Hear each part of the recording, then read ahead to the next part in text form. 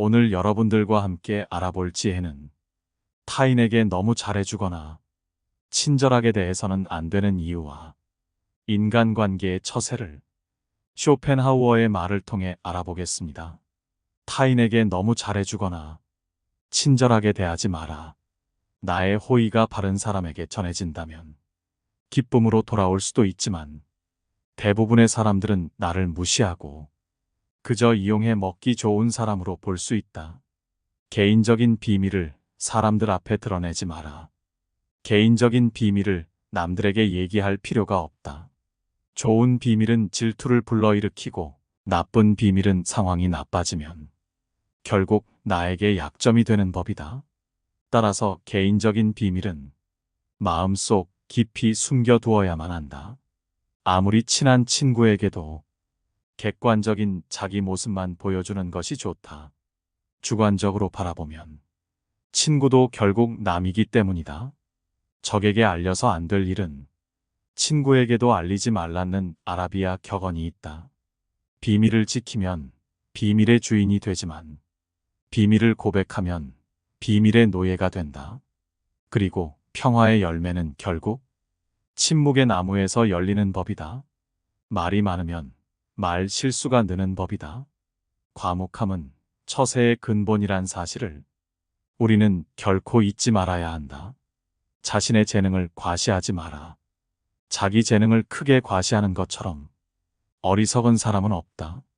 재능이 뛰어난 사람이 가장 먼저 해야 할 일은 가진 재능을 감추는 위장 가면을 쓰는 일이다. 재능이란 과시하는 순간 공격의 대상이 된다. 어떤 방식으로든 과시를 해서는 안 된다. 상대방에게 나의 월등함을 과시하게 된다면 격렬한 열등감과 분노심을 일으키게 된다. 상대방은 결국 나에게 복수심을 품고 모욕을 주어 안갚음을 하고 싶어 하기 마련이다. 사람은 본디 자신과 비슷하거나 자신보다 열등한 사람과 있을 때 가장 큰 편안함을 느낀다는 사실을 잊지 말라. 어릴 때 친했던 친구들과 시간이 지날수록 멀어지는 이유도 이와 비슷하다.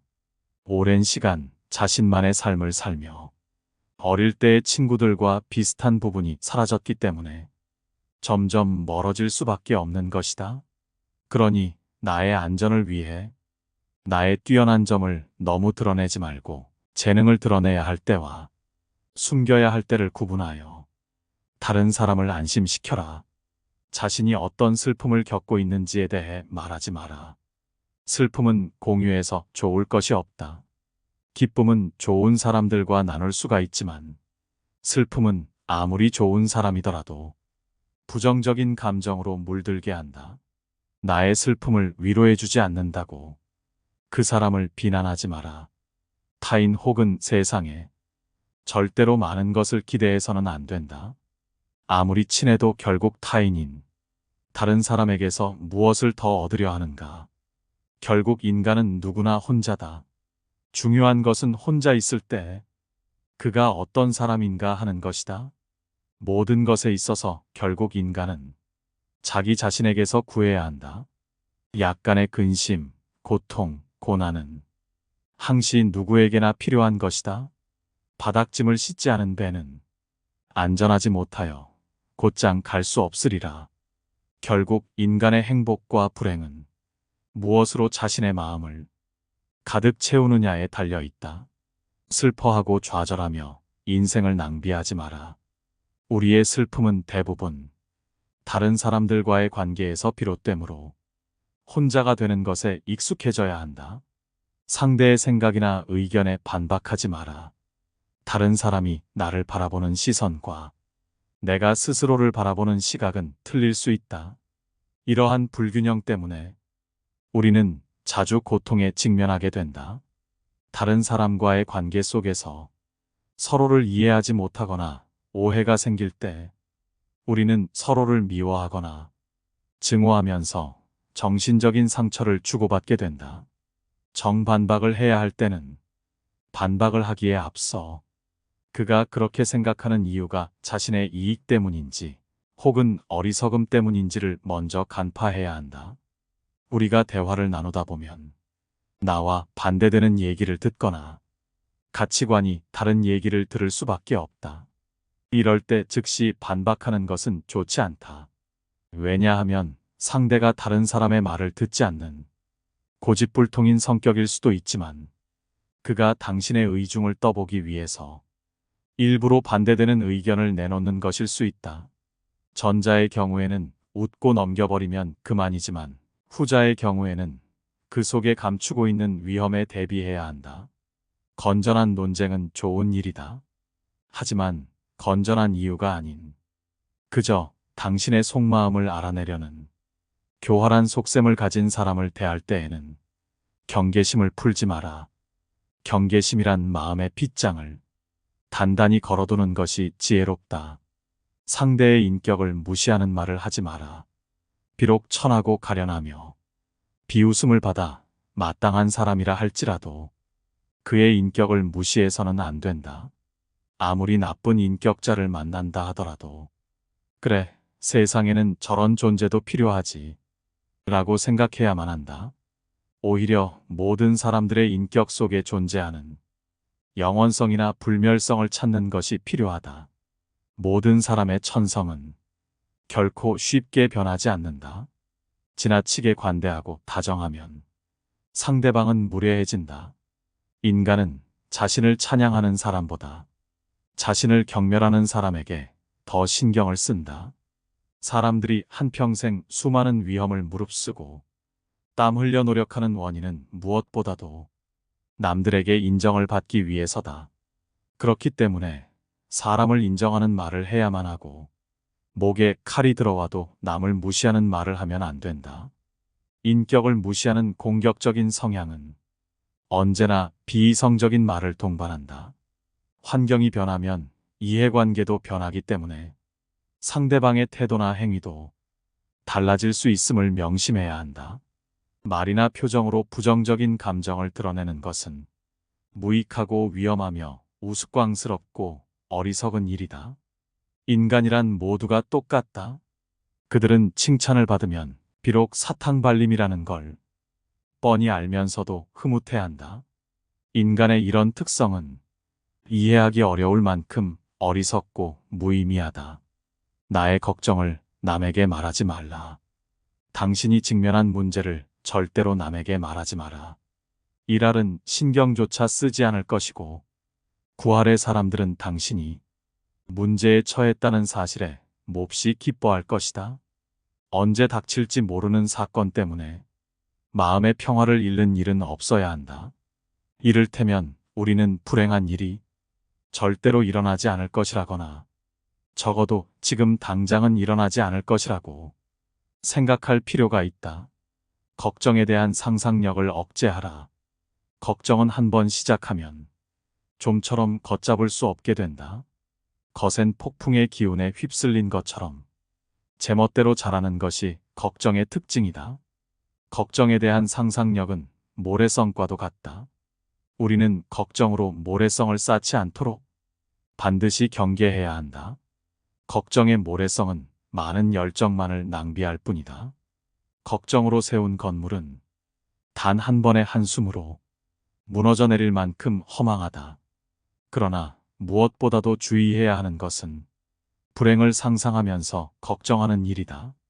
바로 눈앞에 불행이 닥치기 전에는 미리 걱정하지 않는 것, 그것이 지혜로운 자의 행동이다. 인간은 누구나 홀로 있지 않을 수 없다. 결국 인간의 행복은 얼마나 홀로 잘 견딜 수 있는가에 달려 있다. 남들이 뭐라고 생각할까?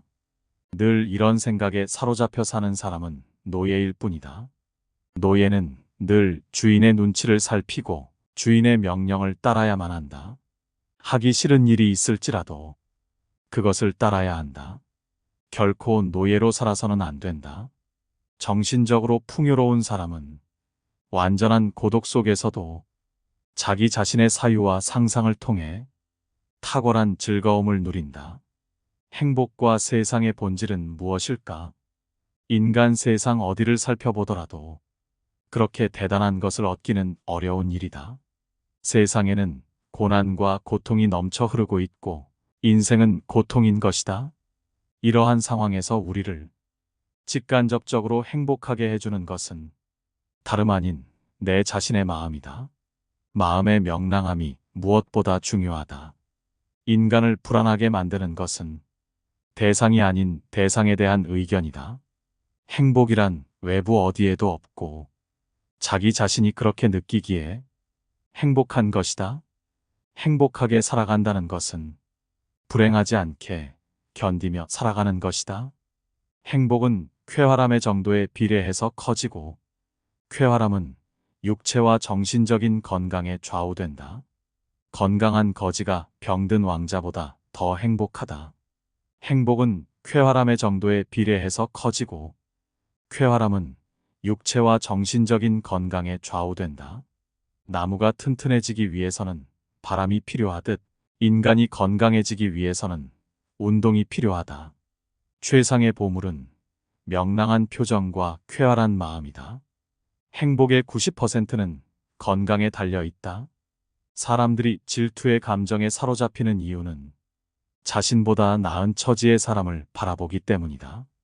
그 사람이 자신보다 많은 재물을 가지고 있거나 다른 사람으로부터 더 많은 사랑을 받고 있다고 느낄 때 사람들은 대부분 자신의 비참함을 돌아보게 된다. 모든 불행의 시작은 남들과 비교하는 것으로부터 시작된다. 그러나 생각해보라. 이 지구상에 나보다 불행한 사람이 얼마나 많은지를 말이다. 태어날 때부터 눈이 멀었거나 듣지 못하는 사람들, 한 끼 식사도 제대로 못하는 사람들, 그들도 역시 그대의 주변에서 그대와 함께 살아가고 있는 사람들이다.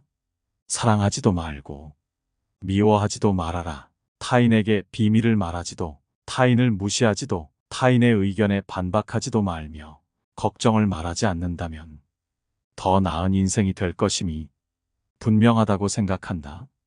그렇지만 이런 명언을 지키며 살아야 하는 세상에서 산다는 것은 어처구니가 없을 정도로 슬픈 일이다. 하루는 아주 작은 일생의 축소판이다. 아침에 잠이 깨어 일어나는 것이 탄생이요. 상쾌한 아침은 짧은 청년기를 맞는 것과 같다.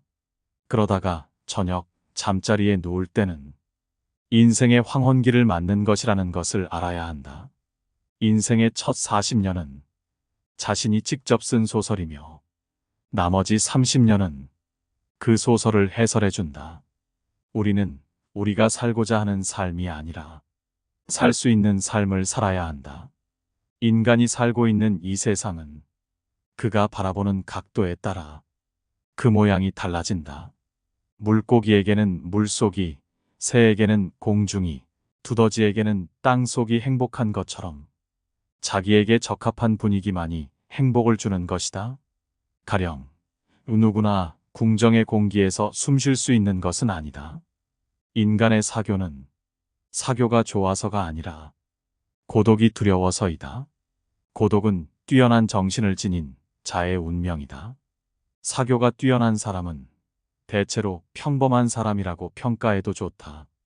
그러나 비사교적인 사람들, 특히 남들과 잘 어울리지 못하는 외로운 영혼들은 어떤 면에서 뛰어난 능력을 가진 인물로 봐도 좋다. 헤라클레스처럼 어마어마한 힘을 가진 사람이 보석 세공을 하거나 학문 연구를 한다면 그는 타고난 자신의 능력을 제대로 발휘하지 못할 것이다. 자신에게 어울리지 않는 일을 선택하는 사람은 불행을 면하기 어렵다.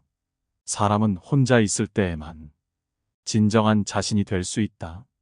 우리의 슬픔은 대부분 다른 사람들과의 관계에서 비롯된다.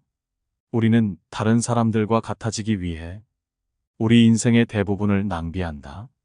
사람들의 눈높이에 나를 맞추려는 데서 모든 불행이 시작된다. 나는 어쩔 수 없이 나다. 내가 나를 부끄러워하지 않는다면 사람들도 나를 부끄러워하지 않게 될 것이다. 돈이란 바닷물과도 같다. 그것은 마시면 마실수록 목이 말라진다. 돈 빌려달라는 것을 거절함으로써 친구를 잃는 일은 적지만 반대로 돈을 빌려줌으로써 도리어 친구를 잃기 쉽다. 계속해서 다른 사람의 사상만을 받아들 때 자신의 사상은 발전하지 못하고 상상력도 죽어버리는 법이다. 바로 그렇기 때문에 지속적으로 자신의 생각을 키워나가야만 하는 것이다. 다른 사람의 사상을 받아들이기에 급급해 자신의 생각을 키우지 않는 사람을 볼 때마다 나는 셰익스피어가 동시대인들에게 다른 나라를 보기 위해 자기 나라를 판다고 한 말을 떠올린다. 당신이 다른 사람들의 상황을 부러워하는지는 모르지만 사실 그러한 상황은 그 사람들의 성격에 맞을 뿐이고 당신의 성격에 맞는 것은 아닐 수도 있다. 만일 당신이 그 상황에 놓인다면 자기를 불행하게 느낄 것이고 참는 것조차 거의 불가능할지도 모른다. 우리 인생은 마치 커다란 모자이크와 같아서 가까이에 있으면 제대로 알아볼 수가 없다. 그것이 얼마나 아름다운지를 알려면 그곳에서 멀리 떨어져서 봐야 한다. 우리는 흔히 우리가 갖지 못한 것을 바라볼 때마다 만일 저것이 내 것이라면 얼마나 좋을까? 라고 생각한다. 그럼으로써 자신의 결핍을 인식하며 불행을 느끼게 된다. 그러나 우리는 그 대신 자신이 소유한 것을 바라보면서 만일 이것을 잃어버린다면 얼마나 고통스러울까? 를 생각해 봐야 한다. 마음의 동요가 적을수록 고통도 줄어든다. 활동의 영역을 좁히면 마음의 동요를 줄일 수 있다. 그러나 정신적인 활동을 제한한다면 그것은 우리를 권태에 빠지고 만다. 지나친 방탕과 쾌락의 늪으로 끌려 들어가지 않도록 조심하라. 분노나 격정과 같은 격렬한 감정의 혼란을 피하고 정신적인 긴장이 계속되지 않도록 주의하라. 날마다 규칙적인 운동을 하고 음식에 절제를 두어라. 청년기에는 주관이 지배하고 노년기에는 사색이 지배한다. 다시 말하면 청년기는 작가로서 알맞은 시기요. 노년기는 철학에 적합한 시기다. 실천하는 데 있어서도 청년기는 주관과 인상에 따라 결심하지만 노년기에는 대부분이 사색한 다음에 결정한다. 실패로 결말이 날 것이라고 예상되는 상황에 처해 있더라도 한 가닥의 희망의 빛이 보인다면 결코 절망하지 마라. 시커먼 먹구름이 하늘을 뒤덮고 있더라도 한쪽 구석에 작지만 밝은 빛이 새어나오고 있다면 그대여 결코 희망을 버리지 마라.